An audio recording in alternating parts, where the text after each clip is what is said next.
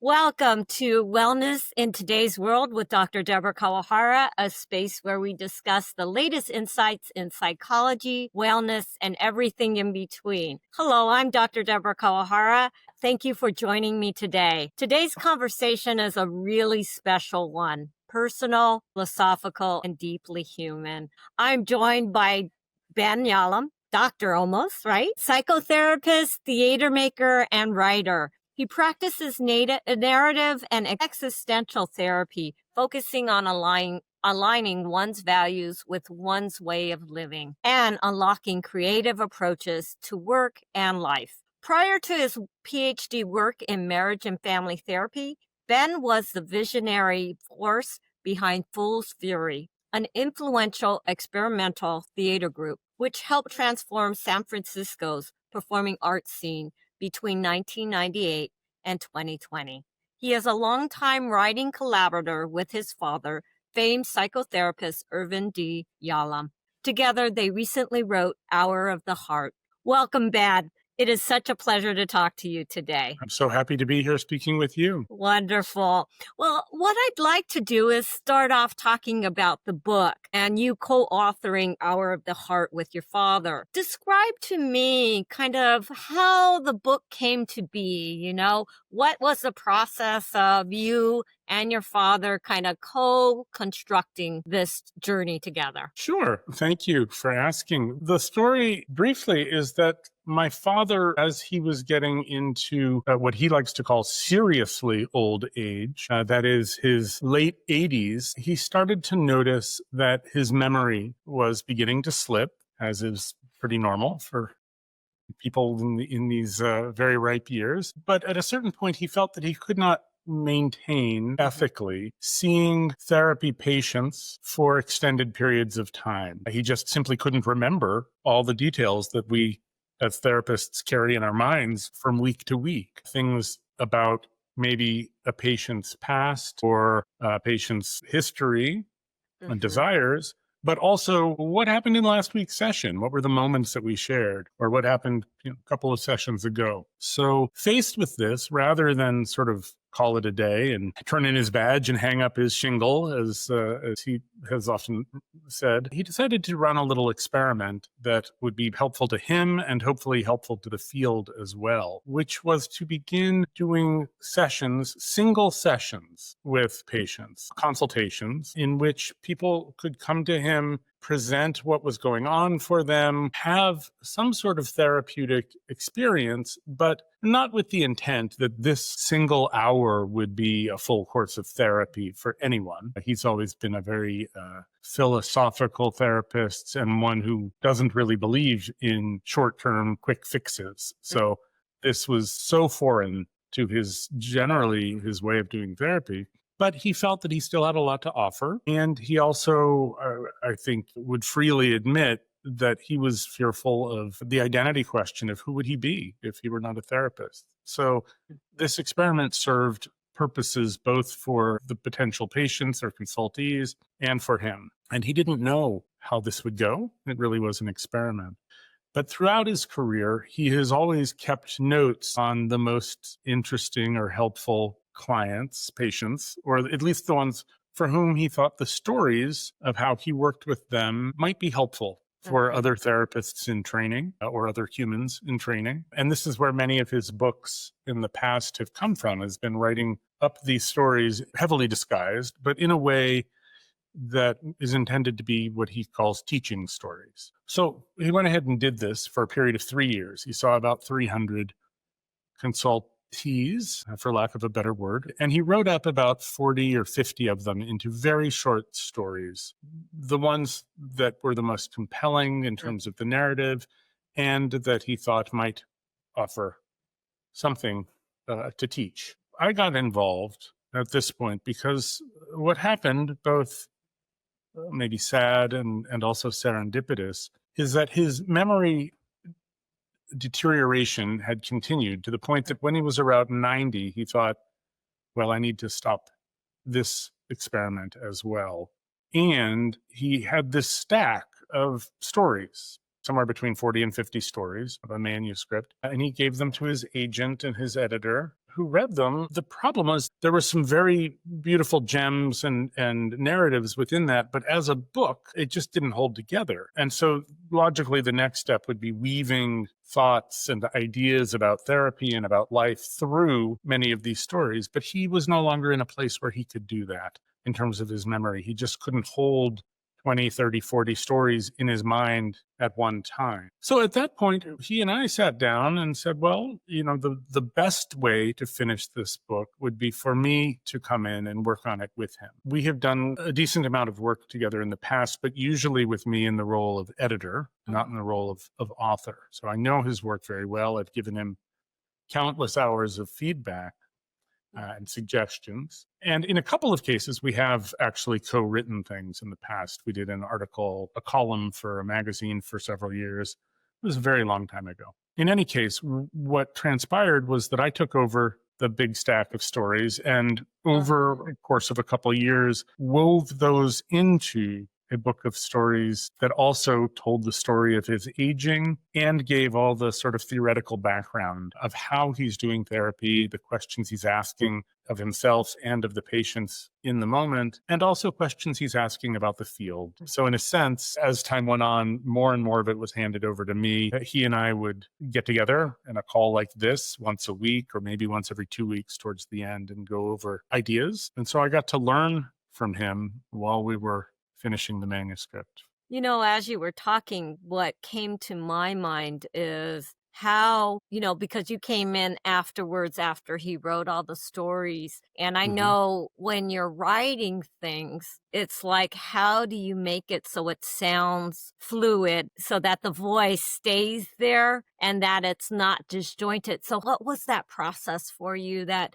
keeping the voice of your father, but also weaving all of it together? I guess I see you as this craftsman kind of putting this all together, but also not losing kind of the spirit of your dad, as he was rewriting these experiences that he had. Yeah. Well, a couple of thoughts come to mind. One, I'm fortunate enough to be a pretty good writer. And I did my first graduate school many years ago at the Iowa Writers Workshop. So I have a background there. In an interesting way, Iowa trained me to be a fiction writer. And while this book is not a work of fiction, at times writing from my father's voice, even if I knew concretely what was going through his mind, I was almost writing a character at times. So having that relationship to the text and to the characters in the story was very interesting and at first maybe a little disorienting, but I found that I had the tools to do it very well. I both know his voice as a human,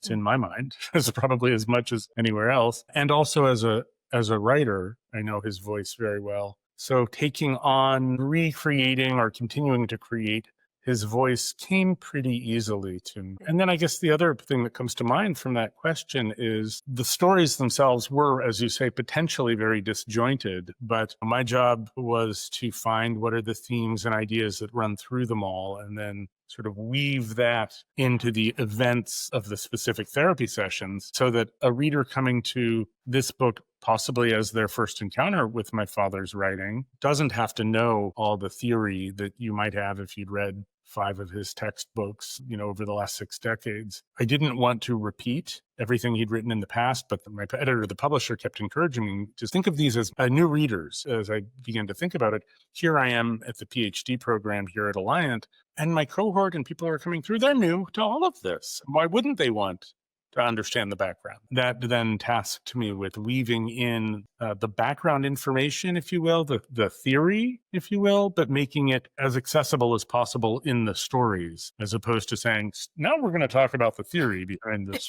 You didn't want to write a therapeutic book, right? Yeah. And I got that sense as I was reading through the book. I felt like, someone could pick up this book and not need to read all of your father's work prior to this to understand how he was approaching the work and how he was doing these consultative sessions. So I think the two of you have done that beautifully, that you could really take gems from the different stories and understand where he was working from, when he was doing these sessions with what he calls travelers. Yeah, fellow travelers. He does not like referring to his people as patients. I do not like referring to my people as clients. Fellow travelers is quite good, but you'd have to explain it to every person who might want to come see you, which might be odd. As you were talking, and one of the things, when I was still training students, I would actually talk a little bit about when you're taking the stance of empathy, it Mm. is almost like trying to get into the mind and the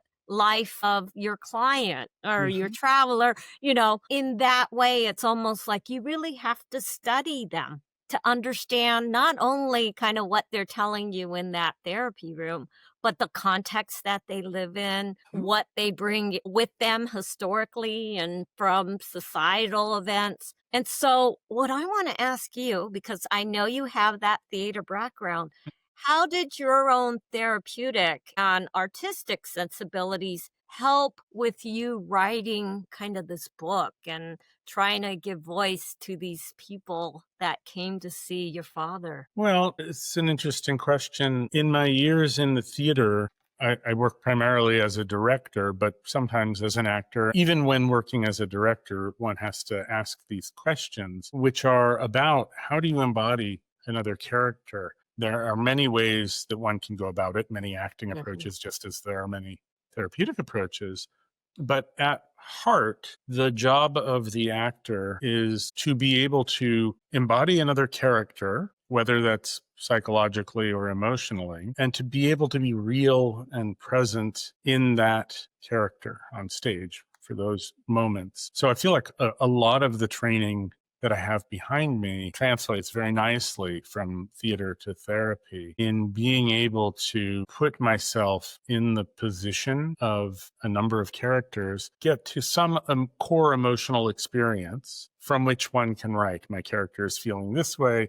They might say this, and they're not going to say it in this way. They're going to say it in this way. We often call it in theater world the what if, the magic if. If I were in this position, how might I feel? And one learns as an artist and as a writer or a therapist, hopefully, to substitute one's own feelings for an imagined other character's feelings, but they have to be real.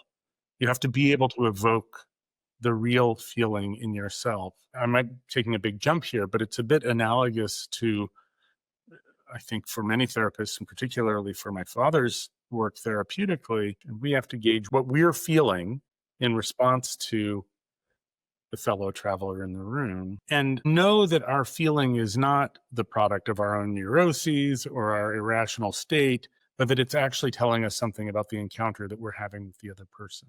It might be a product of our neuroses or our panics or our stress. We're probably not going to stop that. But if it Yeah. is, we need to be able to identify it. And I'm getting a little far afield here, but I think hopefully that makes sense. I think you are really talking about being able to identify the emotions coming up for therapists, maybe in response to how that interaction with your client, and when it's not, when it's your own stuff, and being very clear when it is, that's really important, but that you need to be in touch with, okay, I'm feeling this way, and where is it coming from, Yeah, is what I hear absolutely. from Yeah. you. Yeah. And I think that's true for all of us. We might call that kind of self-knowledge many different things. In the MFT world, we seem to call it self of the therapist. Often is understanding what's coloring our feelings. The other aspect of it, well, simply put, so my father, there's a story in the book in which there's a therapist who comes to my father with lots of questions and concerns. And it turns out that this person has never been in therapy. You have to do therapy as a therapist, both because you have to understand what it's like to sit in the other person's chair, but also you have to understand your own stuff, your own distortions, if you will. Because if you don't, how can you yourself be a good barometer of what's going on with your patient and what's going on between you? I know that there's differences of opinion about that, but Mm. I also think, that piece about being able to know yourself well so that you actually are kind of the tool that you're working with. And if you don't understand that Hmm. tool well, you're not going to be able to understand how to use that tool or how that tool is impacting the work that you're doing. So I agree, I guess, in that whole philosophy about working on yourself, because that's what you're going to be doing with your fellow travelers, and they Mhm. need you to actually have done that work. Yeah, exactly. One of the things I wanted to talk to you about is your relationship with your dad. So I find it amazing, that you kind of took on the baton, as we will call it. It sounds like over the years you've done writing collaborations, and this book is the first one that I guess you're saying, okay, I'll be a co-author. Given that you are co-author in this book, and it sounds like was very integral in what ended up being the finished product of this Yes. book, were there moments that deepened your understanding of your father? Because you were taking his work not just as a professional, as a psychotherapist, but as a human. Yeah, absolutely. I'm trying to put my finger on a specific moment, but I'm not sure I can. But what I would say is that a few things happened. One is when I decided to put aside my theater career and pick up the family business, if you will, part of the dynamic that was happening was that I had spent 30 years very much avoiding being in my father's shadow. Mm, Wanted to have my own career, do my own work. I was very lucky to be able to do so, to have a wonderful career in theater arts. But for any number of reasons, which we could go into another time, it turned out that in running a theater was not a great thing to do mm, with small children at my age. It doesn't work very well in terms of time and money and all of that. And I went up, it was that brief moment in time between when the first vaccines for COVID had come out mm. and it felt like we could actually be together in the same space. So I went up to visit my father for his birthday. It was his 90th birthday, perhaps. And Mhm. I saw him looking much reduced as a figure. I hadn't seen him in person for a couple of years, thanks to COVID. He looked a little frail and a little saddened after my mother had passed. Yeah. Very happy to see all his friends on that day. But he did, I guess the point is that he looked much less imposing to Mm. me, probably a combination of what was going on with him and what was going on with me. And that was a moment in which I decided, okay, I'm going to go in this direction with my life because I no longer felt the need to avoid his massive shadow. And it was not long after that that we began working on the book together. And this really gave me an inside view of, I think, the amount of care that he Mm. gave to his individual clients. As a child, I often felt like, well, you might be a little bit more engaged with your work than you are with us. He was always a very wonderful and warm father, but he was very focused often on thinking about his work and thinking about, I didn't know what at the time he was thinking about. But now being able to start to see both how curious he was about the lives of his patients and about what was working in therapy and what wasn't. It wasn't like he came home at the end of the day, shut the door, and didn't think about work until 7 o'clock the next day. He was always very deep in thought about his patients' lives, the challenges they were presenting, trying to understand what was working and what wasn't, philosophy, literature, and tying all these things together. And so working on the book with him here allowed me to see him, maybe what was going on in his mind and how important this was to him in a different light, which made me feel closer to Mm. him, better understanding of him as a sort of this being his mission in life. Oh, how wonderful that must have been Mm, for you and for him yeah. to have this opportunity to do that. I think a curiosity that people would have is, people in the field know how large of a figure and impact that your father has made in terms of all the books that he has written, existential psychology, group psychotherapy. And so I guess I was wondering, you kind of talked about this, seeing him in this light, but I was wondering, like, when did you find out who your father was as a professional? You kind of fully realizing the influence that he had on the field. Was it in public? Was it a certain event? Was Mm, it, from school, like from classmates? I guess I was wondering what sure. that moment was. Yeah, I have a couple moments come to mind. The youngest of them, the first was Well, so tiny bit of background. He used to go to conferences and give presentations. I'm thinking way back in the 70s here, and they would sell books. He would bring somebody with him to sell books, set up one of the tables, sell books, and then he would come home and he would have a stack of checks because that's how people paid for books at the time. And so we would go through them, and I would have $13, $12, $9, $14, $27, and stamp them and write them all down. It was like a little family accounting process.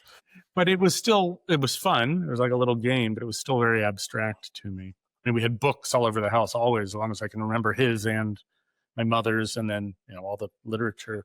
But it was just sort of like some books would disappear, some checks would come in. I didn't know. It was kind of a fun little game. And then one day he was doing a conference in San Francisco. I couldn't tell you what it was. I must have been eight years old, something like that. I remember it was kind of a rainy day, and we were driving up somewhere in Daly City, maybe outside this conference hall. And we drove in, and there was nowhere to park. And then sort of right in front of the building, there was a spot with a cone in it. And my dad got out and he picked up the cone. I said, "Dad, you can't, somebody's reserved the spot."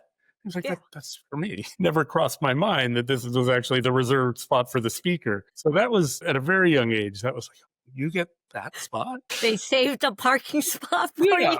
Yeah, very strange.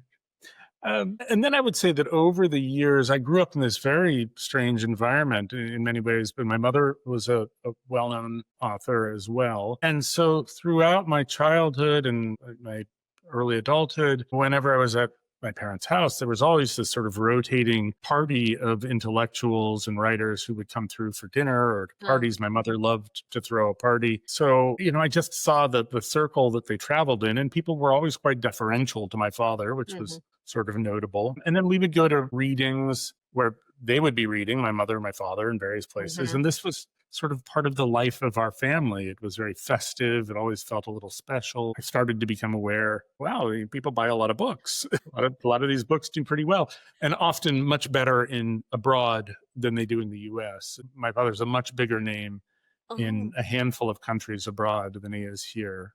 Quite a celebrity. Pretty known here. He is, but you would be surprised. I mean, in our field, he is known here. If you go to Israel or Greece or Germany, he is feted like a celebrity, which is very strange. Very strange. So this was just sort of the air we breathed in some level. Yeah. But I will say that beginning to study professionally or study academically in the field opened up a whole nother tier of eye-opening, in part because so many young students and therapists who I spoke to would have this moment of realization where the penny dropped and they're like, "Oh, you're Irv Yalom's son?" And the reason that it was compelling was not, "Oh, he's very famous." It was, "I read Love's Executioner, and that's why I want to be a therapist." Or I read The Gift of Therapy, and that opened my eyes to what a great thing being a therapist could be. And just over and over again, last week, this was an encounter I had. And so that started to let me see that in our world, in our rarefied world of therapists and would-be therapists, even though people are maybe not studying his techniques always, maybe not practicing his techniques, his spirit as a writer and a communicator and an empathic person have been incredibly influential. Yeah. And I would say in his past works, but even in this one, you really see the impact on people that he had. You didn't need to be a therapist or a professional, and you still would get something out of these stories that he's telling. So I want to switch to your journey. I know you kind of talked about, that you kind of stayed away from kind of the family business of psychotherapy. So kind of tell me how you carved out your life journey to end up now studying and becoming a marriage and family therapist. Well, for one, I want to say it absolutely was not, I could not have foreseen this. And if you'd asked me even 5 years ago or 6 years ago, I would have thought, oh, no, that's not where I'm headed to. But here I am, and we're quite happy to be here. So I'll go back in time and I'll tell you a bit about my journey. I'm going to try to walk the fine line between not too much self-criticism and not too much self-aggrandizement. And I'm going to ask you to help me walk that line if I stray too far one way or the other. So I grew up, as I said, my parents child. I have three siblings, but they're all quite a bit older than I am. So I had the benefit of having siblings and the benefit of being sort of an only child in the day to day. I think I had a very, very high opinion of myself, or at least a high opinion of what I was, assumption of what I was supposed to do with my life. And I looked, for instance, at my father, and I thought, well, here's a person who is a famous writer, and he had begun to write the stories of Love's Executioner and then the novel When Nietzsche Wept by the time I was 20, 18, 20. And I thought, well, of course, I should be a creative, unique voice in the world in some way or another, without realizing that my father had gone to medical school and worked for 20 years or so doing all the things one has to do to in his case, rise out of poverty and become established in his field. I was aware that that was part of his narrative, but I thought, I don't need to go to medical school and have a craft and have a traditional career. I should be able to go jump straight to be a creative, imaginative genius, as it were. And so I went to college at Stanford. I moved all of 3 miles from my parents' house. And I thought, I'm going to study theater. The first thing the theater professor told me was, well, if you really want to become a theater maker, you should go study something else. Learn how to live, have a life, so that you have something to say. I, of course, heard the don't study theater as a horrible criticism, when in fact, later in life, that turned out to be amazing advice. Do other things as well. In any case, I avoided anything that smacked of a career path throughout college, and then graduated from college thinking I have no idea what to do with myself. I went and lived in France and studied for theater for a year. And I ended up applying to graduate school in creative writing, which had also always been something I pursued. And I got in sort of against my desires. I was very ambivalent about it, but I got into the Iowa Writers Workshop, which is the top writing program, first writing program, and the top writing program in the country. And as I say, I was very ambivalent about it. I think I was maybe in existential terms still in the process of avoiding the loan of life so as not to repay the debt of death. Here, death being simply having to actually choose a path of life, and thus excluding all the other paths. In any case, I went to visit Iowa, and I said, maybe you should take somebody else. They said, we don't want anybody else. We want you. Okay. And then I said, well, I really don't want to pay. I don't want to go into debt to get a master's in fine arts. And they said, okay, hold on a second. They made a couple of phone calls, this wonderful woman, Connie Brothers, and she called me back into her office 10 minutes later, and she said, I have a scholarship for you. And at that point, I was like, okay, my defenses are gone. I will come to your wonderful program, which I did. And I spent 2 amazing formative years in Iowa. But when I got home, I quickly learned that I didn't like sitting in a room alone writing all day. Something both my mother and father loved to do, mind you, but outside of the very supportive context of Iowa, I was much too social and insecure a person to sit alone in the room and write all day. And I also knew that what I really had always loved doing was making theater and being with other theater makers. It seemed so impossibly difficult to do that I said, well, maybe I can write, because you do that by yourself. But in fact, I knew this was where my passion, if you will, was. I don't always love that term, but okay. And little by little, I started working with some other theater companies in the Bay Area, big and small. And a very wonderful man named Paul Walsh took me under his wing and finally gave me some guidance as to how I might go about this. He was at American Conservatory Theater, which is the biggest theater in the region. He was a literary manager there, and he just sort of said, you're going to come with me. And for the next 3 years, he sort of mentored me in all things theatrical and also many things about life. I'm forever grateful to him. And I started working with a number of small theater groups. I began to see what was possible in the theater world. I also began to develop some very strong opinions about what people should be doing in the theater world, which didn't match very well most of what I saw, which meant I had a mission to go and make the work that I felt was necessary.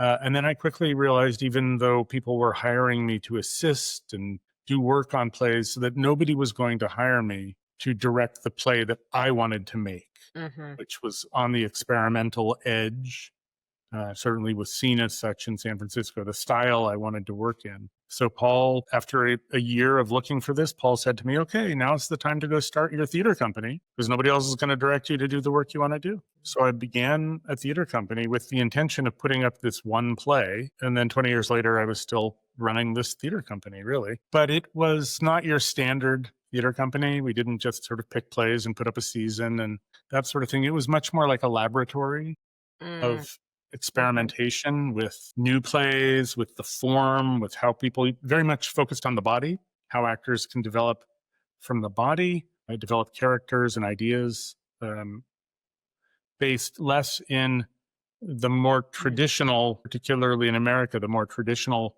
model of acting, which is you read about a character, you come up with ideas about how that character is, and then you speak and embody the role. And mine was much more from how does this character move or how do you feel internally in your body? You develop the character that way, we would say from the ground up, the bottom up, finally arriving at the mind. There are analogies, of course, in our work. Do you do highly cognitive therapy? Do you do somatic therapy? Exactly. Where are you starting? I was exactly thinking about that. Yeah. The great thing in all of this is there are so many analogies. Just to talk about theater for a few more minutes, we would bring master teachers in from all over the country and the world to teach these types of physically oriented techniques because everybody was getting great training in the psychologically based work, but not in the physical work. And what I really wanted from my actors for the plays I was making was to be able to go back and forth and do both. So we were quite influential for a tiny, tiny company with a tiny budget, because I am quite mediocre at raising money, I learned. But we had a very outsized footprint, if you will. We ran a festival for 15 years where I would bring people in, companies in from all over the country. It was always sort of very focused on the group, companies that work together over time, not just we're going to put up a play, hire a bunch of people. So my company was called Fool's Fury, and we had this festival called the Fury Factory and hosted about 100 companies over a number of years. We put on maybe one, sometimes two productions a year because they're very rich and detailed. We would tour to New York often. Well, towards the end, it was often, but we went a few times, let us say. And we made a number of original works where we would bring in a playwright and work with them, but develop the work for characters in ways that I am now applying to a therapeutic context. So that's, for me, what's exciting in my life right now is marrying some of these artistic, creative techniques with more therapeutic techniques. That was my journey up to that point. At a certain point, I started going back and forth from New York, as I mentioned. And then I fell in love and had children, and suddenly traveling all over the place all the time for next to nothing and financially just didn't work anymore. Yeah. And we also had, I think, the ongoing fantasy that we were going to end up back in the Bay Area and I could just sort of pick up where I had left off. And that didn't happen. We ended up in San Diego and said, okay, we're going to really work here. And that caused me to do a couple of adventures where I was flying up and down a whole lot and trying to direct shows and also be present here. And that didn't work out very well over time. And then something strange happened. Well, I should say that if we want to talk about psychology, I was really deeply attached to my identity as a theater maker with a national reputation, at least among those little fringe experimental companies, and having that platform and that identity of who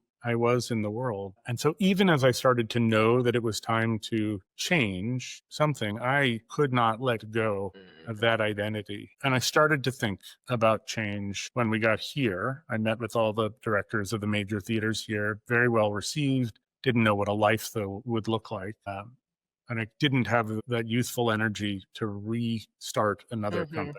And then this sort of magical thing in retrospect happened, which is that they shut down every theater in the world. COVID happened. And that actually was critical for me in terms of my identity of being able to step back and say, well, there's nothing I can do in the theater right now. Okay, I have a little breathing room. Could I do something else with my life? That coincided with talking to my brother and my sister-in-law, who are both therapists. My brother attended CSPP in the Bay Area 25, 30 years ago. And he put me in touch with Scott Woolley here at the MFT program in San Diego. And quite literally within a number of days, I had put together an application for the program. Scott sold me very well on being an NFT and as opposed to clinical psych. It felt a little bit more like theater to me, which was understandable, processable in my brain for where I was. And then within a couple months, the classes started. So here we are. Wow.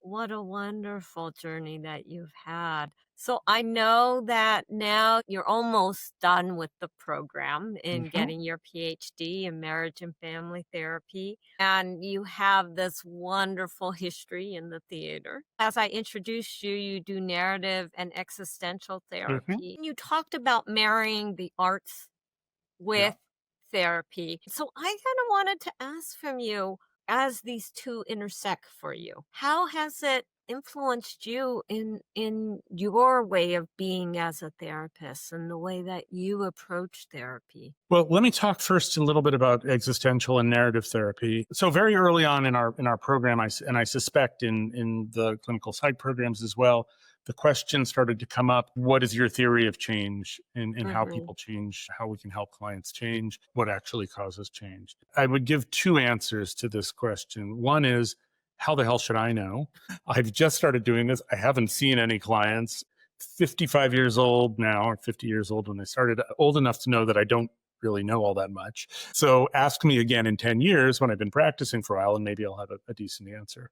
That was not helpful to my professors. The other thing that I knew, though, looking at my own life and the lives of people I've encountered, was that, at least for me, there was something very important about people's values. And hadn't articulated it much better than that, but I knew really from my own life before I started my theater company how miserable I felt. And a lot of that had to do with there being something that I cared about and Hmm. valued deeply in life, and I wasn't doing it. I Mm. was trying to do many other things. And that, I can mirror this many times throughout my life in other scenarios, but this one was the clearest. There just was not alignment between what I valued, what, if you had Yeah. asked me, I would have said was important for me to do in the world, and what I was actually doing. So I knew that was at some core what I thought was helpful to help people change. And it turns out that that's really at the core, I think, of narrative therapy, as I've encountered it through Tom Carlson here and others. That may not be the single thing they would highlight, but in narrative therapy, it's more often referred to as ethics,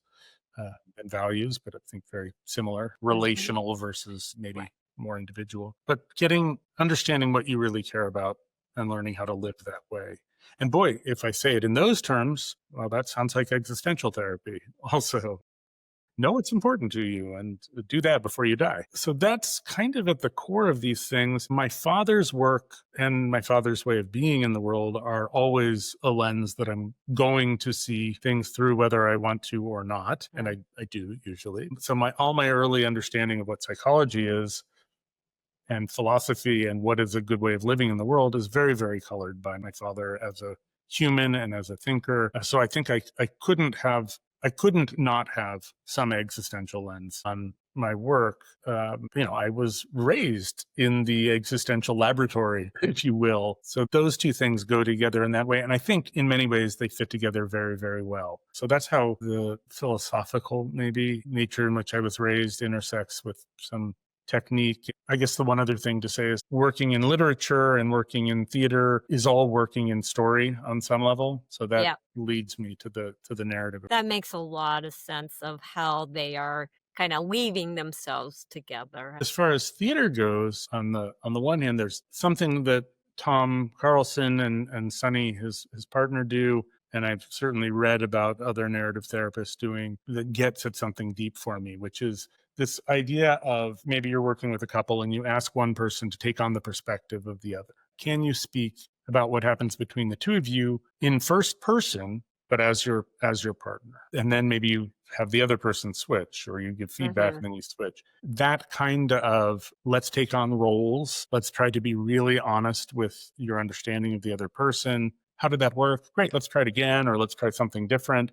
This is like directing theater to me in a way. It's like, I'll work with actors. I'll say, try this, try this. What if it's a little bit more like this? So that felt compelling and familiar in a way that helped. The other thing that's happening, very surprisingly, the work that I'm doing for my dissertation is around using some theatrical tools, particularly these sort of physical tools for storytelling or story development that I developed for 20 years with my company, but applying that to narrative therapy as sort of a series of adjunct interventions. I don't think that's quite the right term, practices that may be helpful. Is it helpful if I give an example of that? Sure. First of all, I give you the proposition that a problem with talk therapy is that it's so reliant on talking, that it's not this sort of conversational, we could call it analytic, we could call it expositional talk that's generally rational. I'm trying to articulate how I feel or what I'm thinking is not the best modality for some people. Some people, it's great. And I personally do really pretty well and pretty articulate. I feel like if I have a thought, I can express it well. But there are many people for whom that's not true, or that have a different way of exploring and expressing. They might have different ideas that come up. This is not a brilliant statement on my part. This is why we have somatic therapy. It's why we have creative arts therapies of all Yes. sorts. But it's an important thought. And very much part of my theatrical practice with my company Fool's Fury was starting from the body, starting from maybe an image or a movement or an idea, and only gradually getting to language. So to use this type of work in an example with narrative therapy, there's an idea called reauthoring, Mhm. which might get a client and a therapist away from the idea that they have somehow failed in some area of their life because they haven't accomplished what the dominant narrative or the dominant structures in the world would tell them they should do. By the time you're 26, you should be an accountant earning X amount of money, let's say. Or working with Tom, he did a nice interview with me, and we realized that one of my problems, as I saw it, was that I tend to shy away from competition. People who are too competitive or fields that are too competitive have been very scary to me in some ways. It's quite possibly why I ended up doing theater instead of film. And working over time, you can take that away from I'm a failure because I don't compete better to, well, maybe you were following a different goal or a different Mhm. value, which I think is very true. And Tom nicely put that value for me as being not against competition, but being for collaboration, which very much is the history of my company. It's been let's bring people together, et cetera, for many years. Do I know that that's at the core of my being? I don't know, but it was a helpful reauthoring or way of then I could think about events in my life from the positive value of building community and collaboration, as opposed to I only did that because I was afraid of competing. Once a client has the understanding of some value that they've been pursuing, collaboration, community building, etc., I could then ask them to embody, get in touch with their body. This is work that might take, depending upon who they are, half an hour or 5 days, who knows, 5 sessions, who knows. I like to do this work in groups. How do we become aware what's going on in their body? Start to work with it a bit, because I don't assume anybody's a dancer. They don't have to be. But eventually, what kind of movements might come out of your body related to the idea of collaboration? What kind of emotion or feelings come up physically for you when you think about collaboration, when you focus on it? And then often people's stories may come up from that. And then you can do things like, for instance, build a little sequence of gestures that becomes sort of a personal choreography. And these are just ways of exploring the connection between the feeling in my body, emotions that might go with that, and narratives or stories or thoughts or words that may come up related to it. And so language can be a part of this, but it doesn't have to be that sort of explanatory, expositional language. It's more poetic.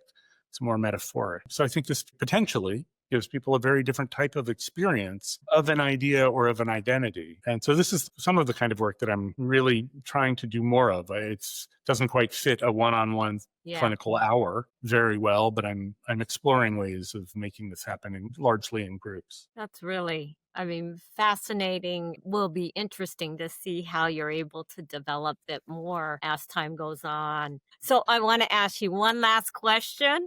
You talked about values, and even early on, you knew that that was really important.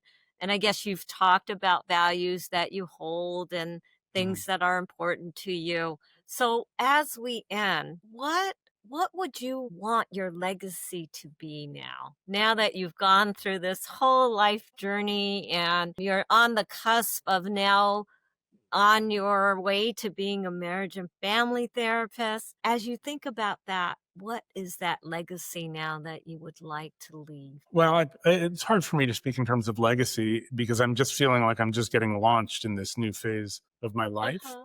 Um, Ask me again in 20 years, we'll look back. What I'm very excited about is that, in a way, theater for me has become, over the years, it's about performance and the beauty in the moment. But as much as that, it's about what are the journeys that we're on as people, for the artists, for the audiences, etc. And that therapy is also about what are the journeys we're on as people. And hopefully, through both modalities, we can help people become richer and fuller and more aligned with what they care about. So that's one real thrust for me, in part coming out of this book, is the idea that now at this age, I actually have some things to say. I have enough experience in some areas that maybe what I have to say is valuable to some other people. Whereas when I was just out of grad school and sitting in the room alone writing, part of the reason it wasn't going well for me was I realized I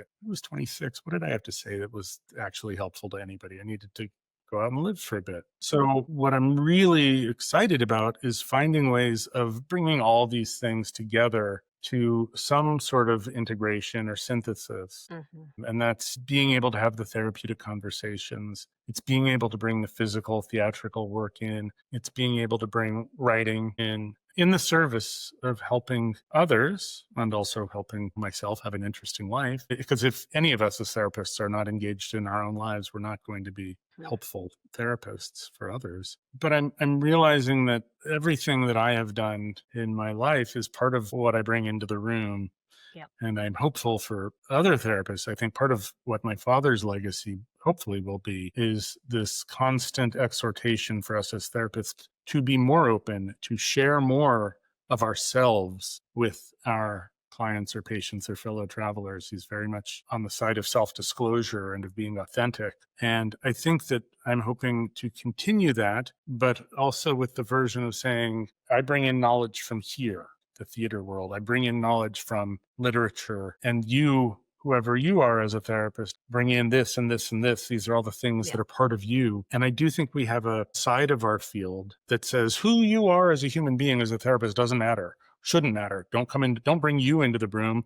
Bring your expertise and sometimes manualized, often not manualized way of being with your client, but it doesn't include sharing of your own authentic person very much. Following my father's footsteps on this one, I very much want to be able to bring all of me in a way that is helpful to the client, obviously. But as a fellow traveler, I want to be a honest, open, authentic person sharing of my experience in the world in a way that is helpful for my client to have their experience of the world. Ben, just thank you for being so open and honest and genuine in terms of your sharing today. I really appreciate it. And I thank everyone for joining us today. I'm going to end with, remember that wellness is not a destination, it is a journey. I thank you for being with us, and see you next time. Thank you. My pleasure. Thank you for having me.